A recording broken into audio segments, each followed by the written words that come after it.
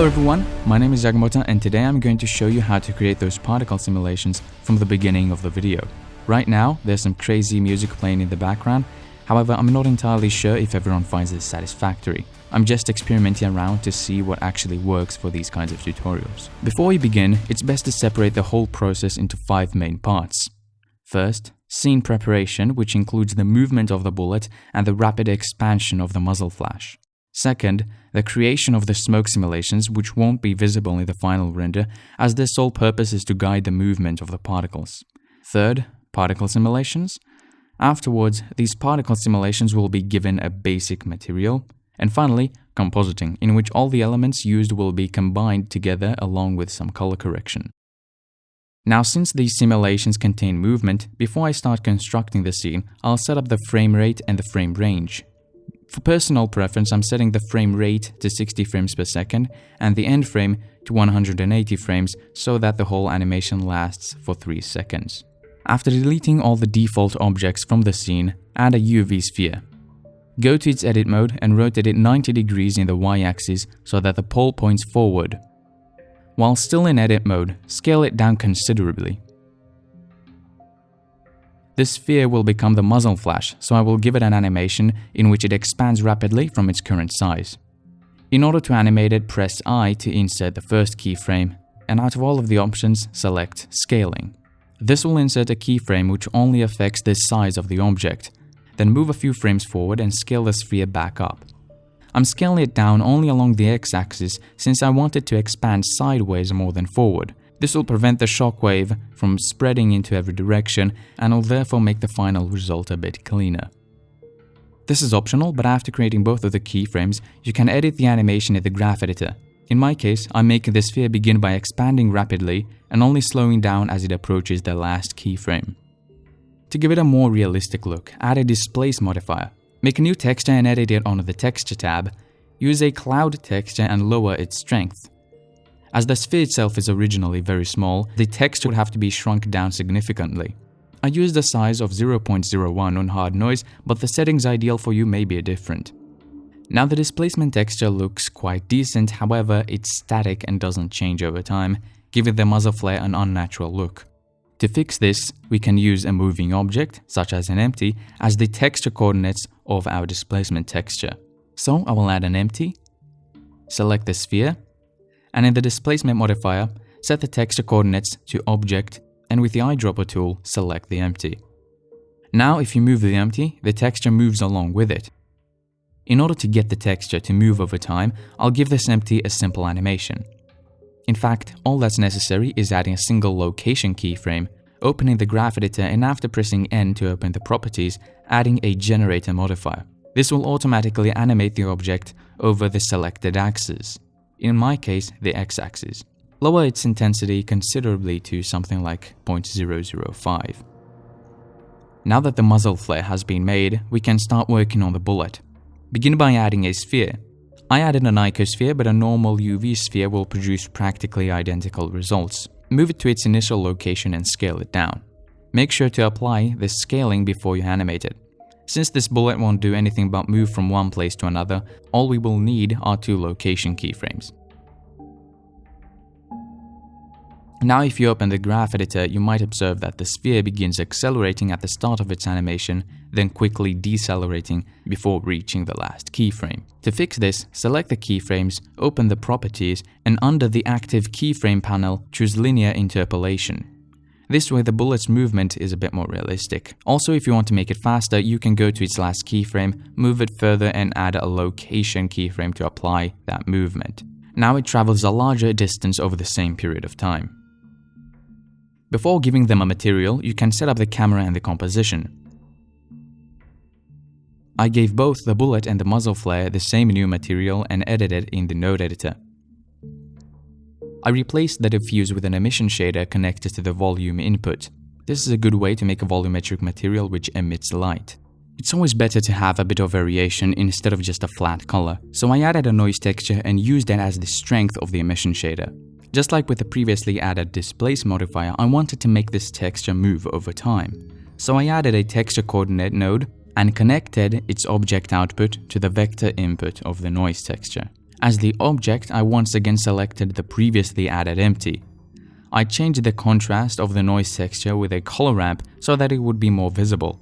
I thought the whole thing looked a bit dark, so I added a math node and used it to multiply the strength of the emission shader by 20. After that, I decided to add some accurate colors using a blackbody node on the color input of the emission shader. However, it seemed a bit too uniform, so I decided to use the color from the color ramp as the temperature for the blackbody node.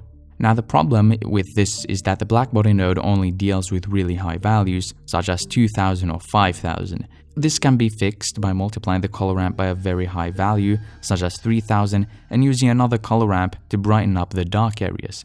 I increased the detail of the noise texture and added some distortion to make it seem more varied. One bad thing that I observed was that the noise texture wasn't moving very quickly over time, so what I decided to do was just duplicate the previously added empty, make its animation a bit faster, and then select this new empty in the texture coordinate node. Since the muzzle flare needed to fade out quickly, I decided to animate the brightness of it. The way I did it was by animating the positions of both of the color stops on the color ramp over time. This resulted in the muzzle flash fading away without losing contrast.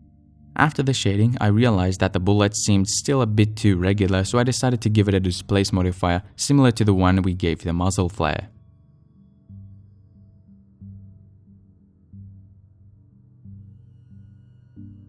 Now that we're done with the preparation of the scene, we can move on to the smoke simulations. To create the first smoke simulation, select the muzzle flare, press space, and search for quick smoke. After selecting it, a domain should appear around the muzzle flare that is now a smoke emitter. With the domain selected, scale it to fit the size of the smoke simulation we're planning to have. Now if we play the animation from frame 1, we should have a low resolution plume of smoke. I'm adding a point light to be able to better see the form of the smoke. Currently, the smoke simulation is casually moving upward without being thrown off to the sides as we would expect from the rapid movement of the muzzle flash. This can be fixed by selecting the smoke emitter, in other words, the muzzle flash, and within its smoke settings, enabling initial velocity. This basically copies whatever movement the object has and applies it to the smoke simulation. In order to make things a bit faster, enable the smoke adaptive domain. Increase the resolution to add more detail. One noticeable problem is the fact that the smoke is being constantly emitted.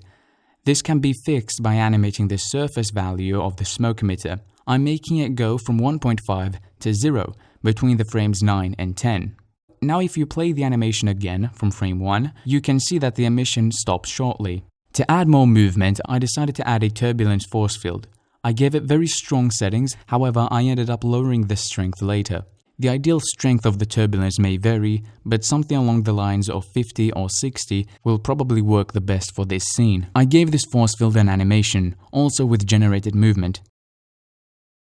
The reason for this is if you animate the position of a turbulence force field, the pattern that it creates moves along with it, adding a bit more variation.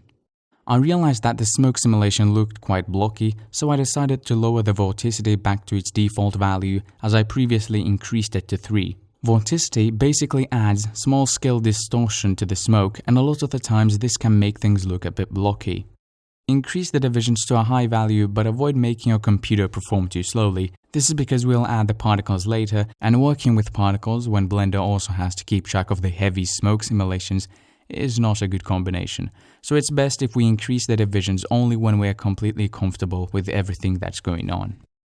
When the smoke simulation looks right, you can bake it, so set the end frame to match the timeline and just press bake. Now that the first simulation is done, we can move on to the second one, so let's select the bullet. In order to further organize this scene, it is ideal for the bullet to be moved into a different layer. However, we also need the bullet to be visible in the first layer, so what I'm going to do is press M and then hold down Shift while selecting another layer. In my case, I'm selecting the third layer, but the layer that you select is completely up to you. Now we can select the bullet and once again use the quick smoke shortcut that we previously used. I'm scaling the domain so that it doesn't go too far behind the camera, as that part isn't visible. Now if we play this simulation, we might observe the smoke only being emitted from the frames in which the object is in a certain place, instead of the whole path that it travels through. This can be fixed, however, with a particle simulation. So disable the visibility of the smoke in the domain so that we won't be distracted by it. and give the bullet a new particle system. Since in my case, the bullet goes out of frame on frame 6, I will set the emission to end there. Clearly the particles are strongly affected by the turbulence force field and gravity. So in the field weights panel, I will disable gravity and reduce the turbulence. I'm adding a bit of movement along the x-axis so that the particle trail will slowly follow the movement of the bullet. Right now, I'm messing around with random velocity and turbulence to give the particles a less uniform movement. Since I don't want the smoke to be almost constantly emitted, I reduce the lifetime of the particles to 5 frames. Now we can bake the simulation so that we can get back to the smoke. Currently, the simulation looks the same, however, if we set the flow source to particle system and select it, the smoke is now being emitted from the particles. I then enable the adaptive domain and initial velocity. Adjust the settings to your preference. In my case, I decided to increase the density, which strangely enough got the smoke to rise over time, which I thought was an interesting effect. Once again, before baking the smoke simulation, don't forget to correctly set the end frame.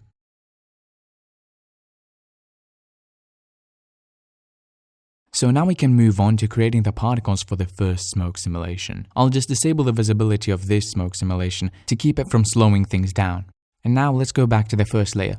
I will select the muzzle flash, duplicate it and completely move it to the second layer. This duplicate will become our particle emitter, so we can remove the smoke physics and add a new particle system. I'll set its end frame to 10 since in my case that is where the muzzle flare's animation ends.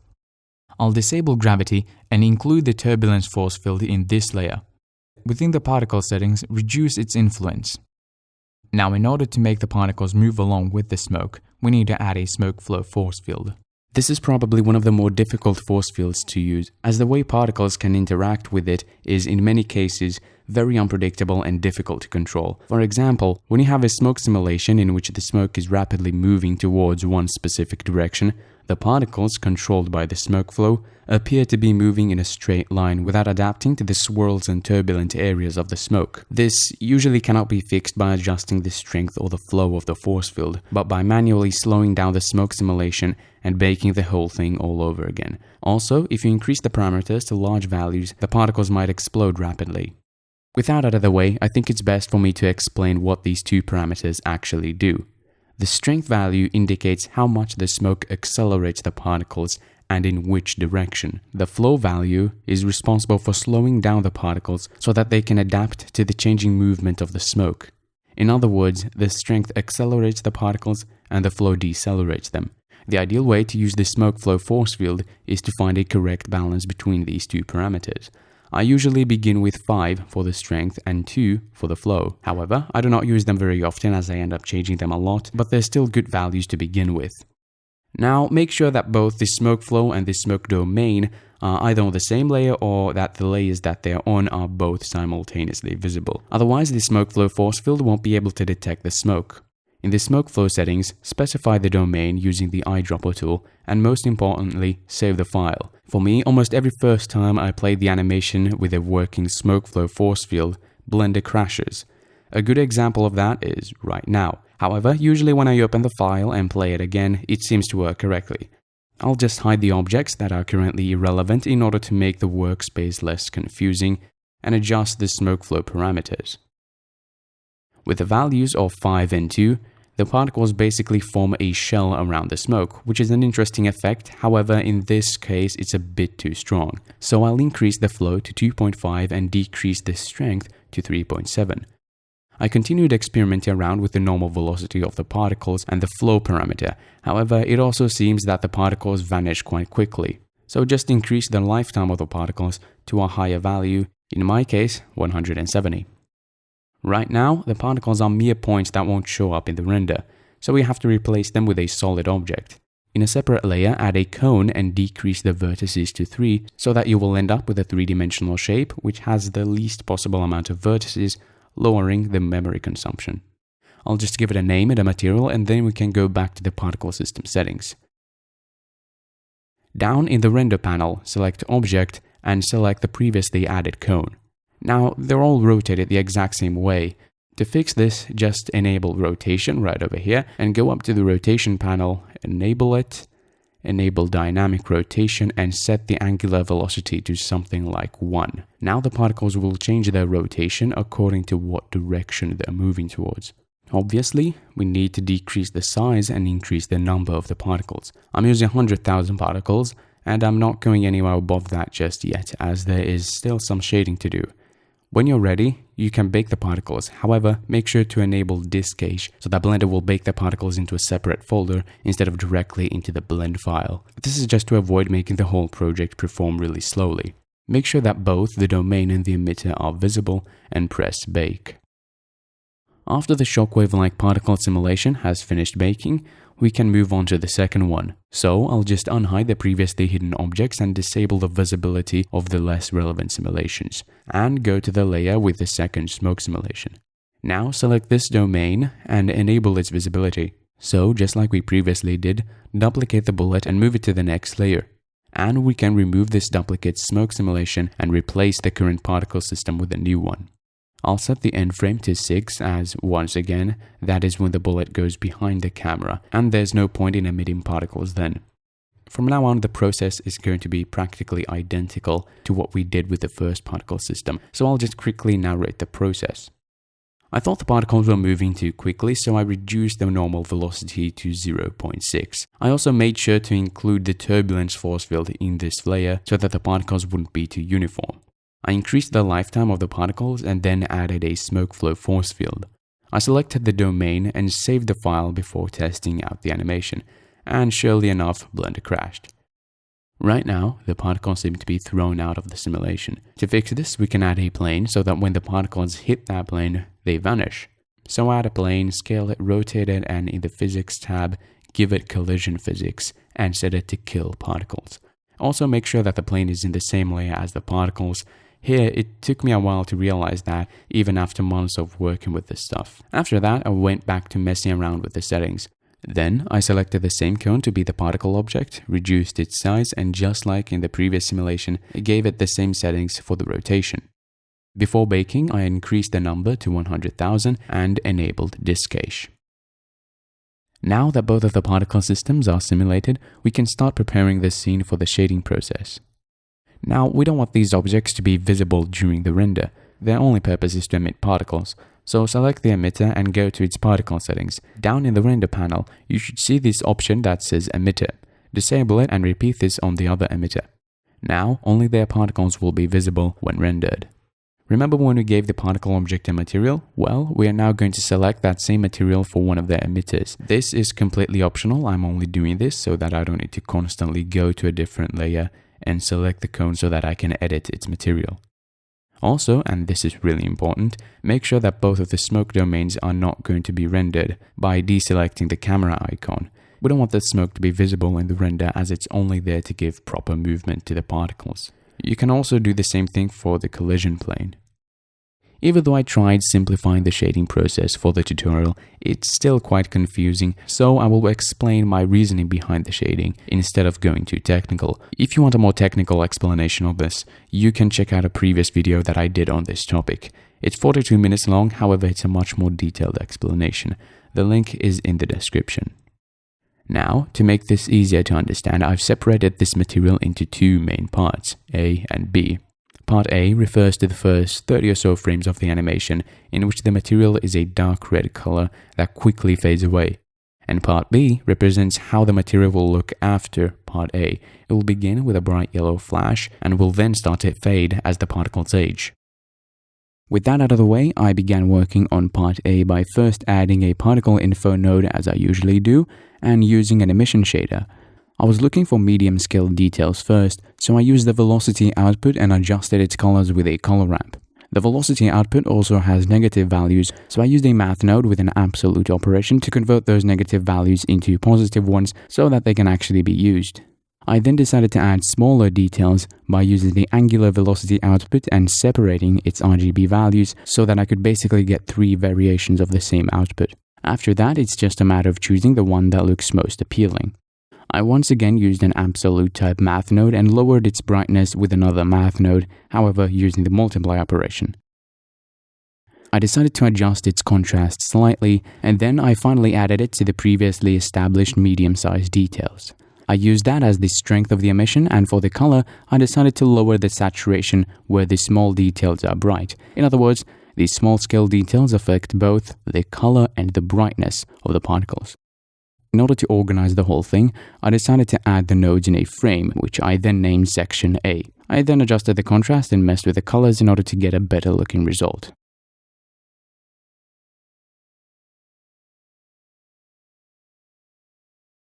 I thought it was a bit dark, so I multiplied it by 1.4 to make it brighter. After that, I did a quick test render to see if the result looked decent. Then I wanted to make the section A shader to fade away in about 30 frames. In order to do that, I divided the age of the particles by their lifetime. Or in other words, I divided the number of frames that they spent alive by the total number of frames that they will spend alive. This results in a value that increases as the particles age. However, what I wanted for this is for the particles to fade away by getting darker, so I just inverted the values with a color ramp. I adjusted the values of the color ramp so that they would fade to black in only about 30 frames, and then multiplied the strength by this color ramp.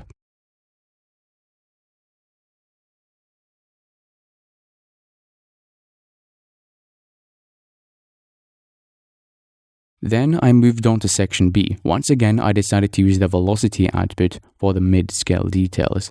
After adjusting its contrast with a color ramp, I quickly moved on to smaller details by yet again separating the RGB values of the angular velocity output. Afterwards, I did a bit of experimenting around. I decided to simply multiply the green value by 0.2 and adding a color ramp to cut out the negative values and the values greater than 1. I then combined the mid-scale details and the small-scale details with a math node and experimenting around to see which of the operations worked the best.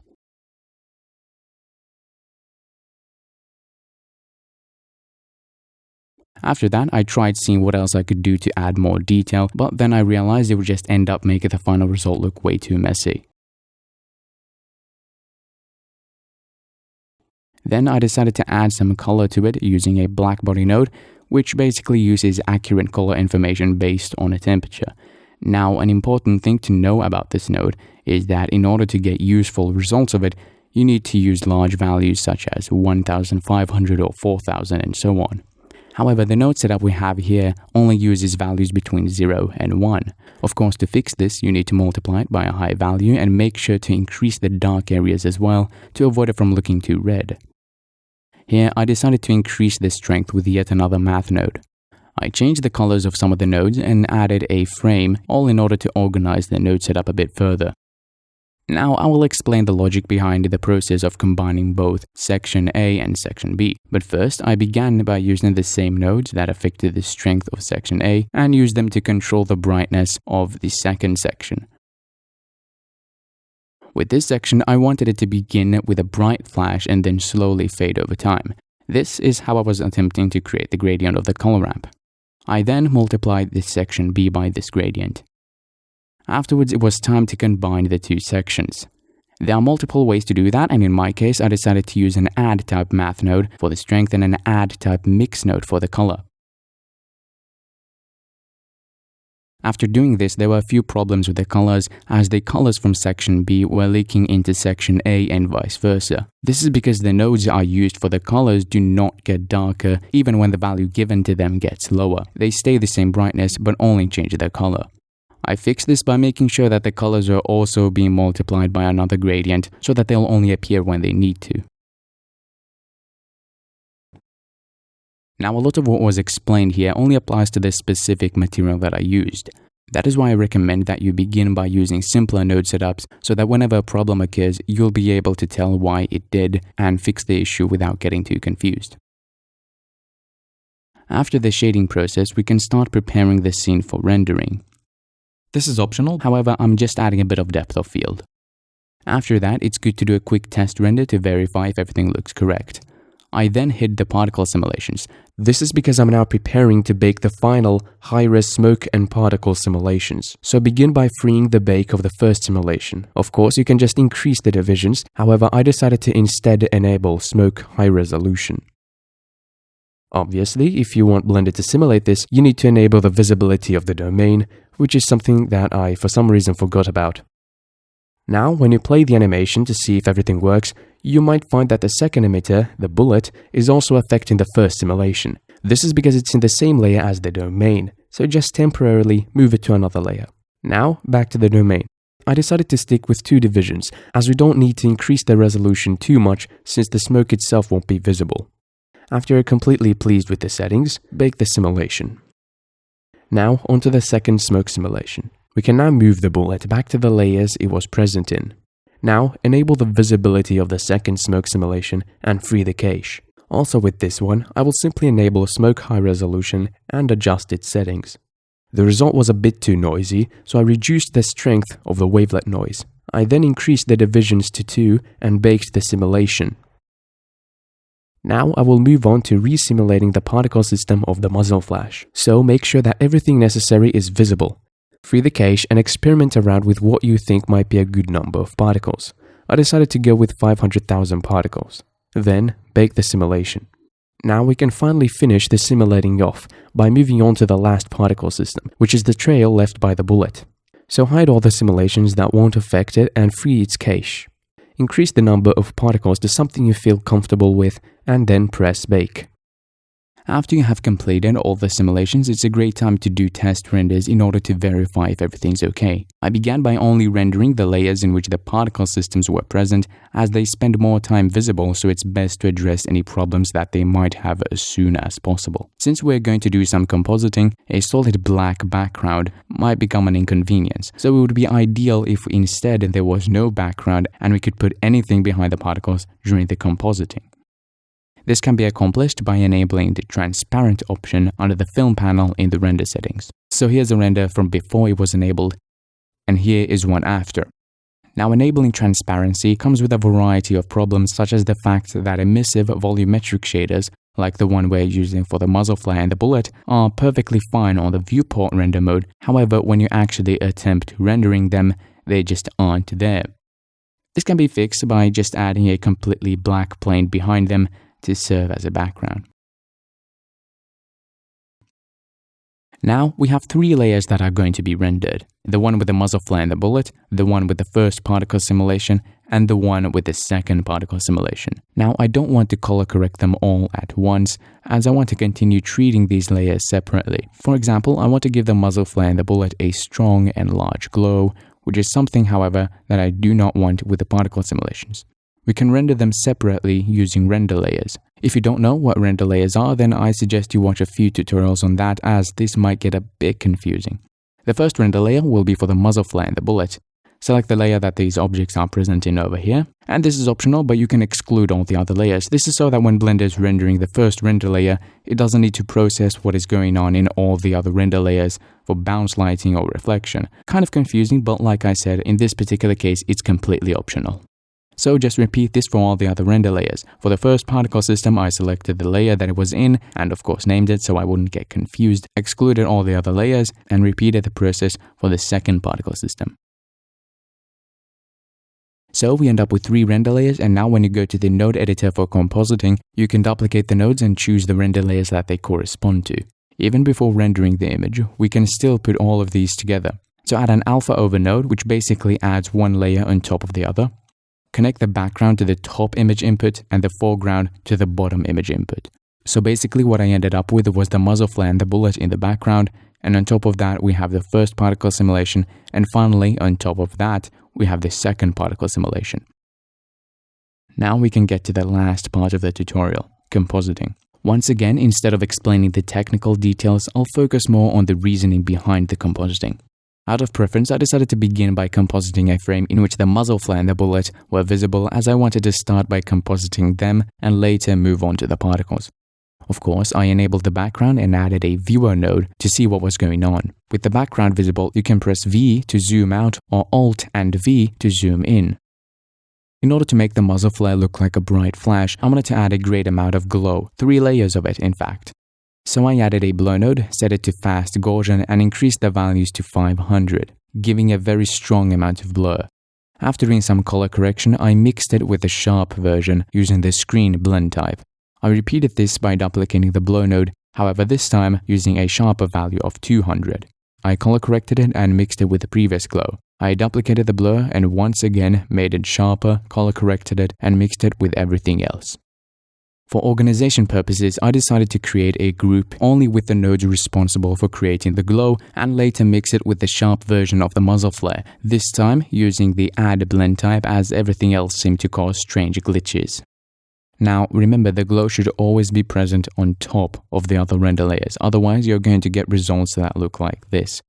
So using an alpha over node, I first combined the particle simulations and then I combined them with the muzzle flare before the glow was added.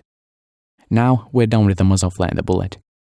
Then I decided to work on the particle simulations. I picked a frame in which the material was as its section B, as the particles spend more time like that, so it's best to prioritize it. I decided to adjust the brightness with RGB curves, however it also saturated the image a bit too much for my taste, so using a mix node with a value blend type, I made sure that it would only affect the brightness. I then added yet another RGB curves node for color correction, and then in order to have further control over the colors, I added a color balance node. I then experimented around with it until I got an interesting result where the reds were deep and rather dark. Then I wanted to add some glow. However, using a color ramp, I made sure that only the brightest areas of the simulation would have that effect, otherwise things would just look too blurry. With an alpha over node, I gave it a black background and of course, I added a fast Gaussian blur before mixing it with the particles. I realized that the glow was a bit too distracting, so I decreased the strength of the mix node which added the glow to the particles. If you want to add a simple blurry background in Blender's compositor, you can just use a box mask node, position it and scale it to suit your preferences, blur it and color correct it. So there you go, now we have a color corrected particle simulation with a Yagomoto style background. Just before finishing the compositing, I decided to make a few simple changes to the glow of the particle system, such as changing the strength of the blur and adding another layer of it. So here's the final result of the tutorial. This video was more focused on the basics of these kinds of effects, however the concepts used in here also apply to almost all of the other simulations that I did on my previous video. By the way, I also have a Patreon, so if you're into that sort of thing, feel free to donate. I'm not making a very big deal about this considering I still haven't created any Patreon rewards, so just remember that in case you want to support my channel. Anyway, thank you for watching this video.